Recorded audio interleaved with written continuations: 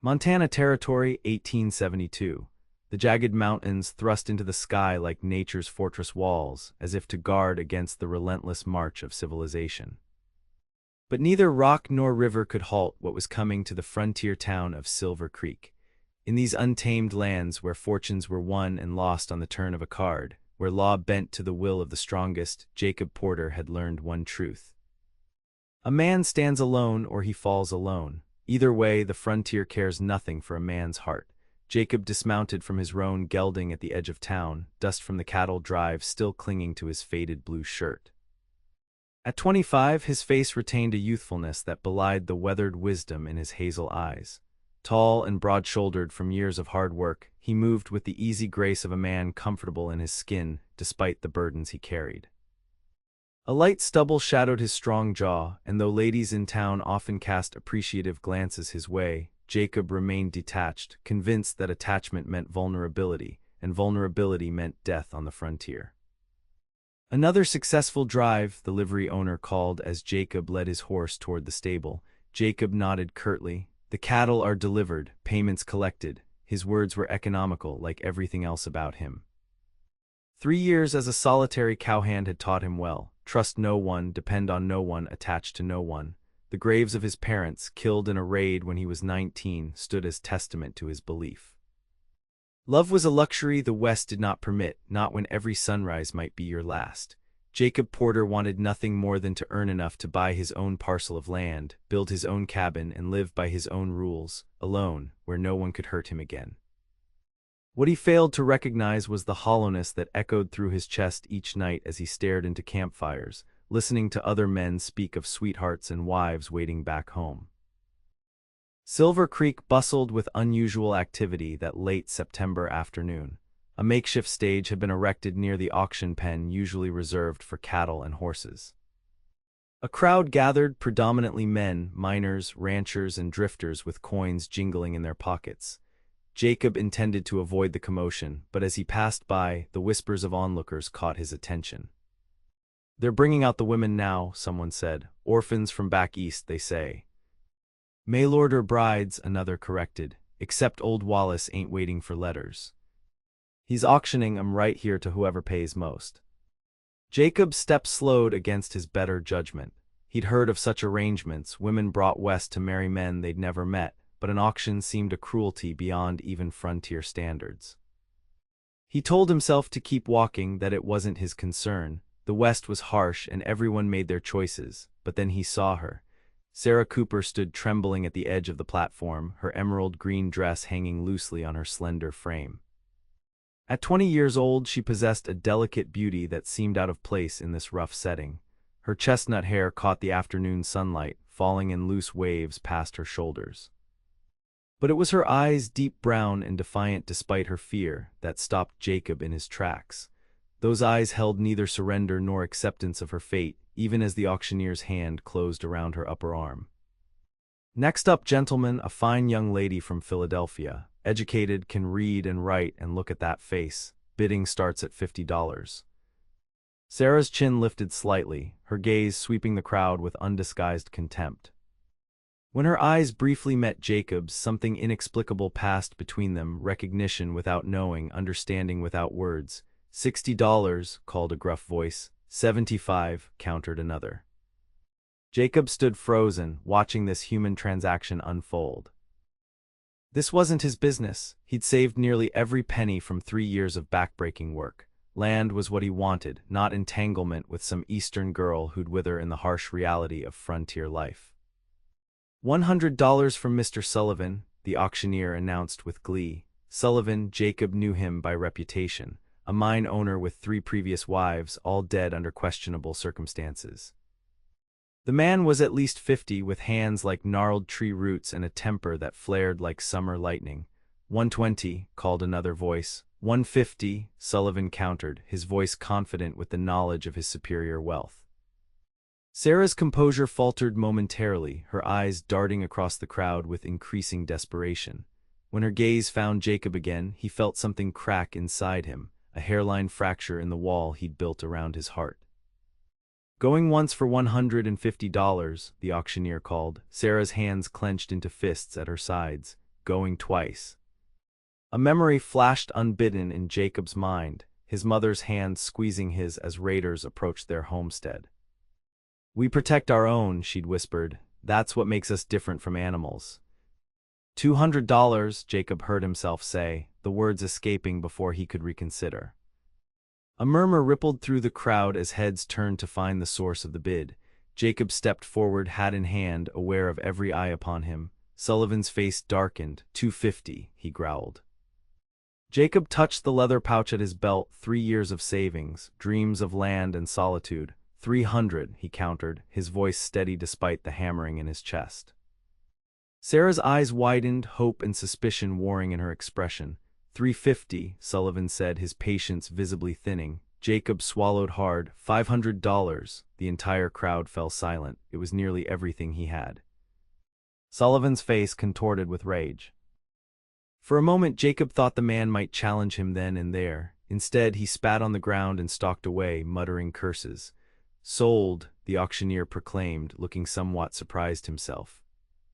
"The lady goes to the young cowhand for $500. As Jacob approached the platform to claim his purchase, the reality of what he'd done struck him full force. He'd spent his future on an impulse, on a pair of defiant brown eyes. He extended a hand to help Sarah down from the stage, feeling the tremble in her fingers as they touched his. "My name is Jacob Porter," he said quietly. "And I believe I've just made the biggest mistake of my life." Sarah's chin lifted again, her voice surprisingly steady when she replied, "Perhaps, Mr. Porter, but it's nothing compared to mine."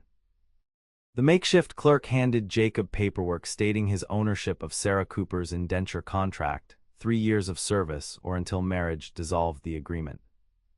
He folded the paper and tucked it inside his vest, unable to meet her eyes as they stood in awkward silence. "I have a room at the boarding house," he finally said. "You'll stay there tonight." "I'll take the livery." "Am I to believe you spent your fortune for noble purposes?" she asked, her voice carrying an edge of bitterness. Jacob looked at her directly. "I don't know why I did it, Miss Cooper. But I promise you this, I expect nothing from you except perhaps some conversation on the trail. Tomorrow we ride for a place called Willow Creek. I've taken work at a ranch there for the winter." He saw disbelief in her eyes, perhaps even greater fear. "And what happens at this, Willow Creek?" "I don't know," Jacob admitted, "but whatever it is, we'll face it together or separately, your choice. I may own your contract, but I don't own you." That night, lying on straw in the livery stable, Jacob stared at the ceiling and wondered what madness had possessed him. The frontier had no place for impulsive gestures or rescued damsels. Such things got a man killed. He'd learned that lesson in blood and tears, yet he couldn't forget the look in Sarah's eyes, not gratitude, but something more powerful. Determination, the will to survive. Perhaps they weren't so different after all. Morning came too soon. Jacob secured his few possessions and Sarah's newly purchased traveling bag to his horse. The lady herself appeared from the boarding house wearing a practical riding dress the shopkeeper's wife had hastily altered for her.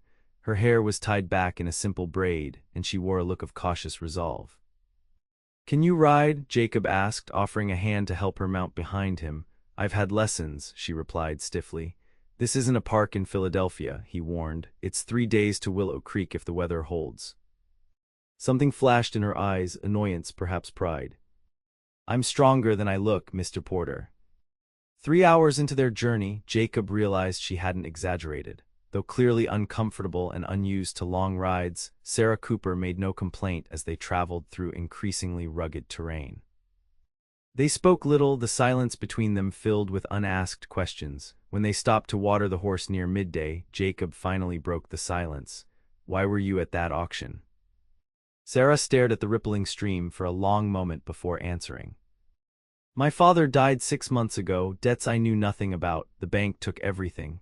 Her voice remained steady, though her fingers twisted in the fabric of her skirt. "I was working as a seamstress when a woman approached me about opportunities out west. She said families needed help, that educated women were in demand. It wasn't until we reached Chicago that I learned the truth." Jacob handed her a piece of jerky. "You could have run." "To where?" she asked simply. "With what money?" "I'm not a fool, Mr. Porter." The West may be dangerous, but at least here I might find a way to support myself eventually. Philadelphia offered nothing but debtor's prison or worse. Jacob nodded, understanding the harsh calculus of survival better than most. What will you do when your contract ends? Sarah's eyes met his, a spark of determination flaring. I'll find work as a teacher, perhaps, or open a shop of my own. I'm quite skilled with a needle and thread. She hesitated. Why did you buy my contract, truly? Jacob turned away, uncomfortable with a question he couldn't answer even to himself. Sullivan is a dangerous man. You wouldn't have survived a month. So it was pity, she concluded. No, he said more forcefully than intended. It was, he struggled to find the words. It was respect. You looked ready to fight the whole world with nothing but your bare hands. I admired that. The ghost of a smile touched her lips. I was terrified. That's what courage is, Jacob said, surprising himself, being afraid and standing your ground anyway. On the second night, as they camped beneath a massive cottonwood tree, Jacob noticed Sarah shivering despite the fire. Without comment, he removed his coat and placed it around her shoulders. I don't need your charity, she protested. It's not charity to keep you alive, he replied. Dead women make poor traveling companions. A reluctant laugh escaped her. You have a peculiar way with words, Mr. Porter. Jacob, he corrected, if we're to travel together, you might as well use my name. She studied him across the flames. Very well, Jacob, and I'm Sarah.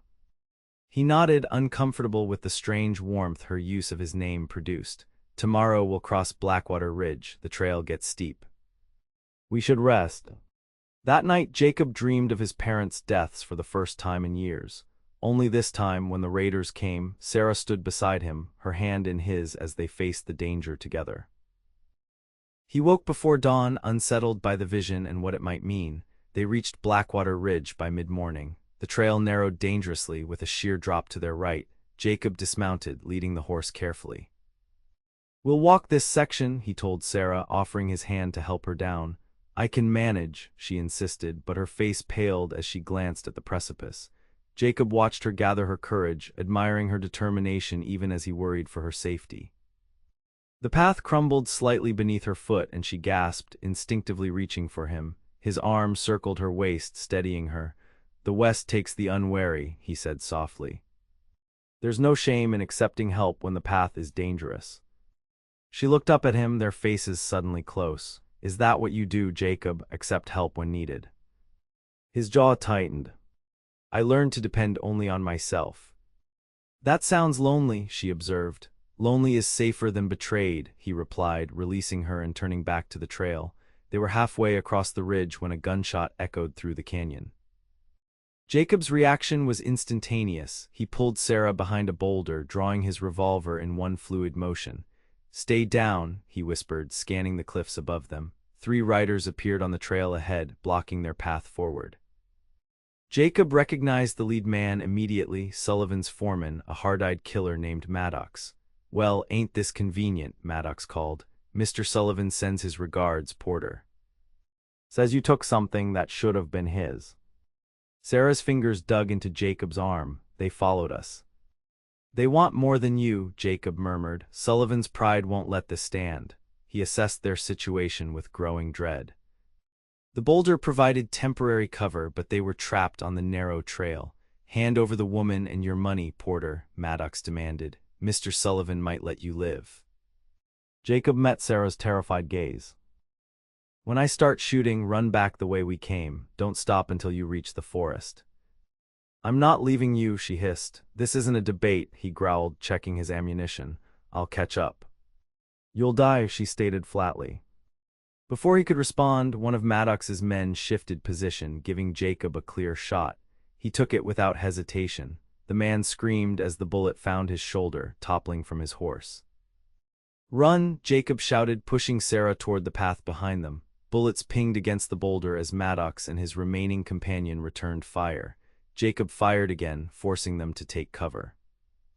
He risked a glance back, expecting to see Sarah retreating. Instead, she was crouched near their horse, untying his rifle from the saddle. Even as he watched in disbelief, she slid the weapon across the ground toward him. I told you to run, he snapped, and I decided your plan was foolish, she retorted. I'm not leaving you to die for me. A bullet whizzed past, too close for comfort. Jacob grabbed the rifle, grateful for its longer range despite his frustration with Sarah's disobedience. He sighted carefully and fired, catching Maddox's companion in the leg. The man fell, clutching his bleeding thigh. Maddox, suddenly alone and exposed, hesitated. "This ain't over, Porter," he shouted, backing his horse away. "Sullivan, don't forget." Only when the riders had disappeared did Jacob lower the rifle. He turned to Sarah, anger and relief warring within him. "You could have been killed." "So could you," she countered. "I made a choice." "Why?" he demanded, genuinely bewildered. "Why risk your life for a stranger who bought you at auction?" Sarah's expression softened slightly. "Because you did the same for me, and because I thought perhaps we might forge our own fate together rather than die alone." Her words struck him like a physical blow. For years he'd convinced himself that solitude was strength, that attachment meant weakness. Yet this woman, facing danger she'd never known before, had chosen to stand with him rather than save herself. "We should move," he said gruffly, unable to process the emotions her actions stirred. "They'll be back with more men." They made camp that night in a secluded canyon, far from the main trail. Jacob kept watch as Sarah slept, studying her face in the firelight. She'd shown courage he hadn't expected, resilience he couldn't help but admire. More unsettling was the realization that, for the first time in years, he'd fought not just for his own survival, but for someone else's.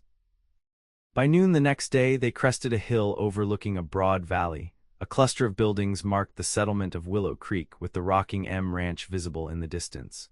"We made it," Sarah said, relief evident in her voice. Jacob nodded, but his mind was elsewhere. Sullivan wouldn't give up easily. The man's reputation suggested he'd pursue this perceived slight until blood was spilled. The ranch owner, Robert Mitchell, greeted them with surprise when Jacob explained Sarah's presence.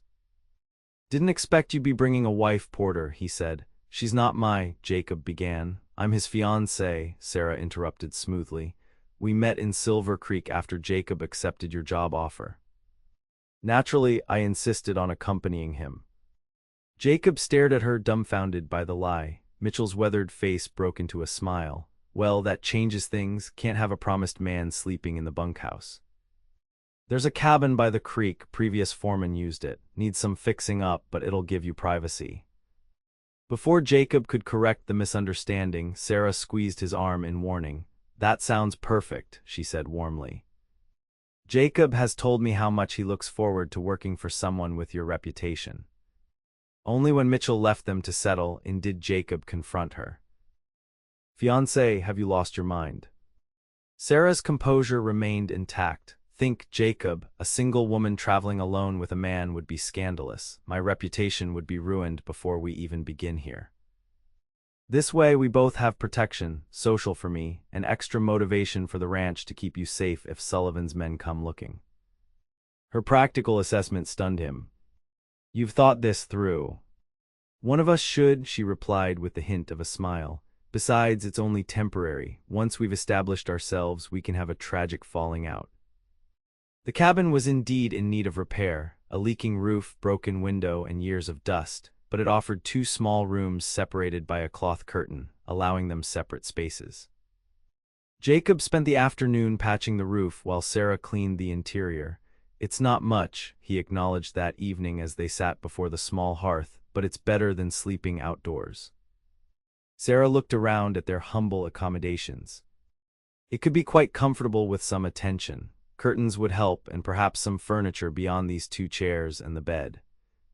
Jacob shifted uncomfortably at the mention of the single bed. "I'll sleep by the fire." "Don't be ridiculous," she said practically. "You need rest to work. I'll take the floor tonight, you tomorrow." He wanted to argue, but recognized the fairness of her suggestion. Still, the arrangement reinforced the strangeness of their situation. Neither employer and servant, nor truly fiancé and fiancée, yet bound together by circumstance and an increasingly complex web of mutual obligation. The following weeks established a rhythm to their lives. Jacob worked from dawn until dusk with the ranch hands, while Sarah cultivated relationships with the women in Willow Creek. She began taking and mending to earn money of her own, and soon had regular customers praising her fine stitching. Jacob watched her transformation with quiet amazement. The frightened woman from the auction block had vanished, replaced by someone who approached frontier life with determined adaptability. She'd planted herbs by their doorstep, bartered for chickens from a neighboring farm, and somehow acquired fabric to make curtains that transformed their cabin into something approaching a home. Most evenings they sat together by the fire, an increasingly comfortable silence between them as Jacob whittled wood and Sarah sewed. Occasionally they would talk Sarah of her childhood in Philadelphia, her dreams of becoming a teacher. Jacob more reluctantly of his parents and the life they'd built before raiders destroyed it. "They would have liked you," he said one night, surprising himself with the admission. Sarah looked up from her needlework. "Your parents?" He nodded, turning a piece of wood in his hands. "My mother especially. She believed in facing life head-on, making the best of whatever came, like you." The compliment brought color to her cheeks. "And what about you, Jacob? What do you believe in?" He considered the question seriously. "I used to believe only in survival. Now," he hesitated, uncertain how to express the changes within himself. "I'm not sure anymore." In the firelight, her eyes seemed to hold a depth of understanding that both comforted and unnerved him. "Perhaps that's progress," she suggested softly. As October turned to November, Willow Creek prepared for winter. Jacob split firewood for their cabin, while Sarah preserved the last of the garden's bounty. Together, they were building something Jacob had never expected, not just shelter, but a place that felt increasingly like home. The first snow fell just before Thanksgiving. Jacob returned from work to find Sarah standing in the doorway of their cabin, her face filled with wonder as she watched the white flakes drift from a pewter sky. "It never snowed like this in Philadelphia," she said as he approached. "Everything looks so peaceful." He stood beside her, their shoulders nearly touching. "Winter has its own kind of beauty out here," he agreed. "Dangerous but beautiful." She turned to look at him, snowflakes catching in her chestnut hair. "Rather like the West itself." Something shifted between them in that moment, a recognition of how far they'd come from their first wary meeting. Jacob found himself reaching out to brush snow from her cheek, his touch lingering longer than necessary. Sarah's breath caught, her eyes widening slightly before she stepped back. "I should check on dinner," she said, retreating into the warmth of the cabin. Jacob remained in the doorway, confused by his own actions and the unfamiliar longing they revealed. This arrangement was meant to be temporary, practical, not whatever his heart was now suggesting. Thanksgiving brought an invitation to dine with the Mitchells and other ranch families. As they walked to the main house, Jacob noticed how naturally Sarah took his arm, how easily they had fallen into the pretense of engagement. Except it no longer felt entirely like pretense, and that realization terrified him more than any gunfight. The dinner was elaborate by frontier standards, with Mrs. Mitchell proudly displaying her cooking skills. Conversation flowed easily, with Sarah charming everyone with her wit and genuine interest in their lives. Jacob found himself watching her, struck by how naturally she fit into this world so different from her upbringing. "How did you two meet?" Mrs. Mitchell asked over dessert. Jacob's been so tight-lipped about his past. Sarah's eyes met his across the table, a silent question in them. He nodded slightly, giving her permission to craft whatever story she wished. "We met at an auction," she said truthfully. Jacob outbid everyone else, her lips curved in a smile that held private meaning. "He saved me from a terrible fate, though he pretends it was just good business." The other women sighed appreciatively at this romantic notion, while the men nodded approval at Jacob's apparent gallantry. Only he and Sarah knew the complex reality behind her words. Walking home under a star-filled sky, their breath forming clouds in the cold air, Jacob finally asked the question that had troubled him for weeks. "Are you happy here, Sarah? In this life?" She was quiet so long he thought she might not answer. "I'm content," she finally said, "which is more than I expected when I left Philadelphia." She glanced at him. "And you? Do you regret your impulsive purchase?" "No," he admitted, "though I'm still not sure why I did it." "Perhaps some choices defy explanation," she suggested, "or perhaps the explanation becomes clear only with time." December brought harsh weather and increasing concern about Sullivan. Travelers passing through Willow Creek reported that the mine owner was offering a substantial reward for information about Jacob and Sarah's whereabouts. Each day that passed without incident only heightened Jacob's apprehension. "We should leave," he told Sarah one evening. "Head further west, California maybe." She looked up from the shirt she was mending. "Running won't solve anything. Sullivan will just send men after us." "I can't protect you forever," Jacob argued. "Not if he's determined." Sarah set aside her sewing. "I never asked you to protect me forever," she said quietly, "only to give me a chance at freedom." Her words stung more than he expected. "Is that what you want? Your freedom from our arrangement?" "That's not what I meant," she began, but Jacob was already pulling on his coat. "I need some air," he said curtly, stepping into the winter night. He walked without direction, trying to untangle the knot of emotions within him. When had this woman become so important to his peace of mind? When had the thought of her leaving become so unbearable? Lost in thought, Jacob failed to notice the riders until they surrounded him at the edge of town. 5 men, Sullivan's hired guns by their look, with Maddox at their center. "Even in, Porter," Maddox drawled. "Mr. Sullivan sends his regards." Jacob reached for his gun, knowing he was outnumbered. "Whatever Sullivan's paying you, it's not worth dying for." Maddox smiled unpleasantly. "We ain't planning on dying."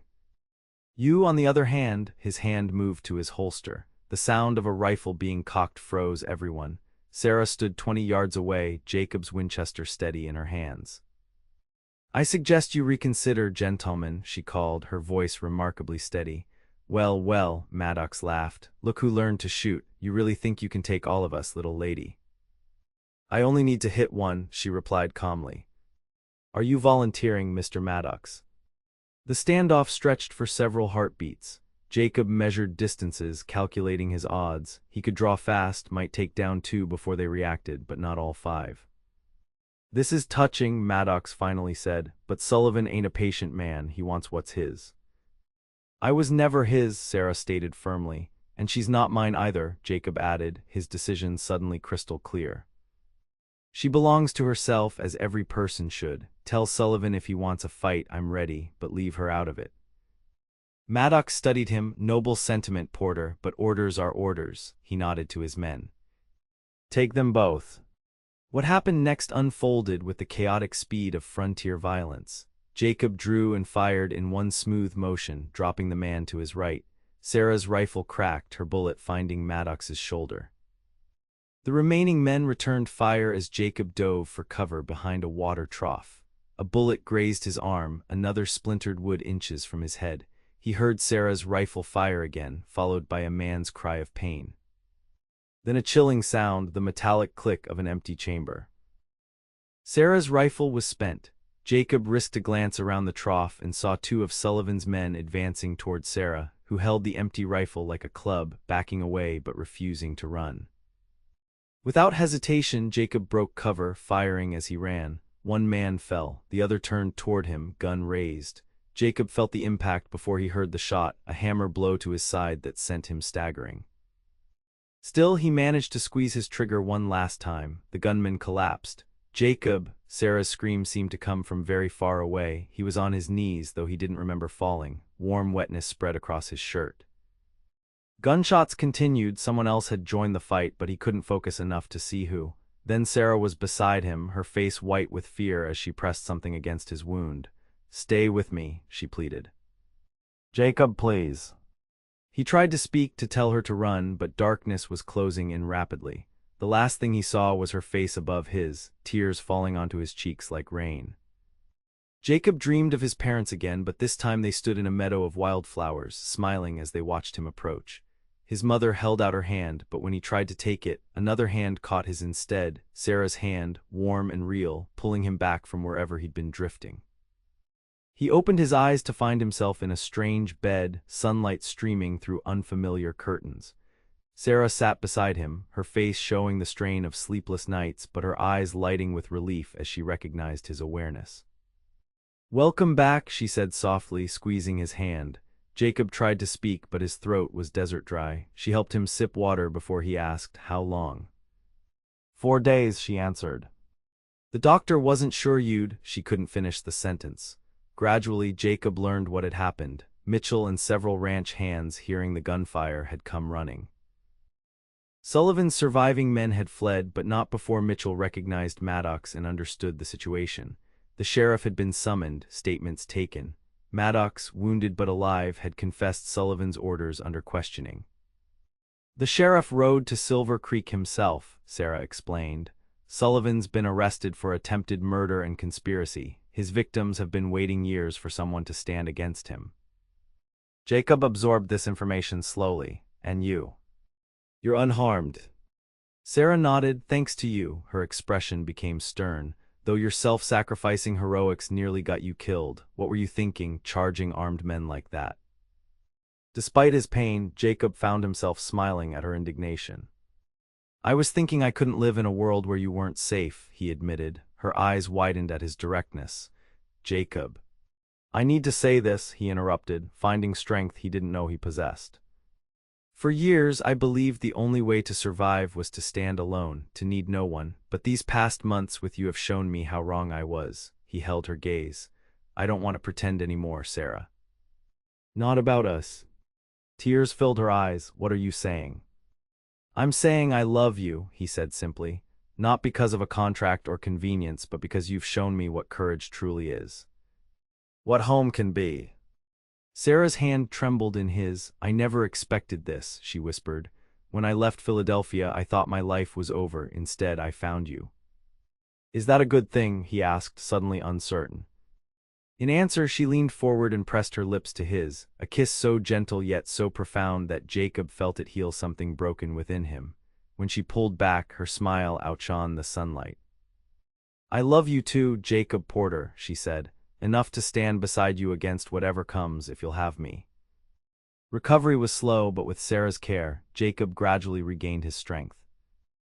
By Christmas, he could walk short distances, often sitting on their porch to watch the winter landscape.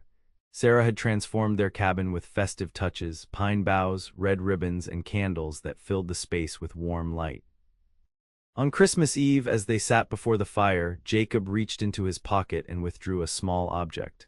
I've been working on this when you weren't looking, he said, handing her a carved wooden box. Sarah opened it to find a simple ring inside, a band of silver with a small pearl. Her breath caught. Jacob. He took her hand. When I was well enough to sit up, I asked Mitchell to ride to town and purchase the silver. The pearl came from a trader passing through. He cleared his throat. It's not fancy, but neither is the life I'm offering. It's beautiful, she whispered. Sarah Cooper, he said formally, I'm asking you to be my wife. Not because of a contract or convenience, but because I want to build a life with you, a real one. Tears spilled down her cheeks as she nodded. Yes, she said, her voice breaking with emotion. 1,000 times yes.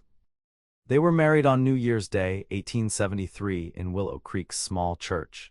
The entire community attended, having witnessed their journey from strangers to lovers. Sarah wore a dress of deep blue that she'd sewn herself, with lace borrowed from Mrs. Mitchell. Jacob stood tall beside her, his wound healed enough that only a slight stiffness betrayed his recent injury. When they exchanged vows, Jacob added his own promise. I once thought the frontier had no place for love. You proved me wrong. Together we'll forge our fate, Sarah, not as master and servant, not as protector and protected, but as equals facing whatever comes. Spring brought new beginnings. Mitchell, impressed by Jacob's work and character, offered him the position of foreman with a substantial increase in pay. Sarah, meanwhile, had begun teaching the ranch children 3 days a week, fulfilling her long-held dream. Their cabin, once temporary shelter, had become a true home. Jacob built furniture with his own hands, a larger table where they shared meals, bookshelves for Sarah's growing collection, a proper bedstead to replace the simple cot they'd started with. Sarah planted a garden that promised summer bounty and hung quilts she'd pieced during the winter months. One evening in late April, as they sat on their porch watching the sunset paint the mountains gold, Sarah took Jacob's hand and placed it gently against her stomach. I have news, she said, her eyes shining with joy. By winter, there will be 3 of us. Jacob stared at her in wonder, then pulled her into an embrace so tender it brought tears to her eyes. I never thought I could be this happy, he confessed against her hair. Sarah leaned back to look at him. Do you remember what I said that day on Blackwater Ridge, that we might forge our own fate together?" He nodded, remembering the fear and uncertainty of that moment, so different from the peace he felt now. "We did it, Jacob," she said softly. "We made our own destiny, despite everything." As twilight settled over Willow Creek, Jacob Porter held his wife close, marveling at the journey that had brought them here.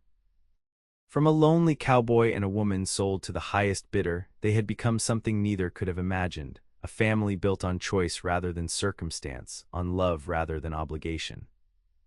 The frontier remained harsh and unpredictable, but no longer did Jacob face it alone. Together with Sarah, he had discovered that the West had room for love after all, not as a luxury, but as the very foundation of survival. And in that discovery, both had found the home they truly sought.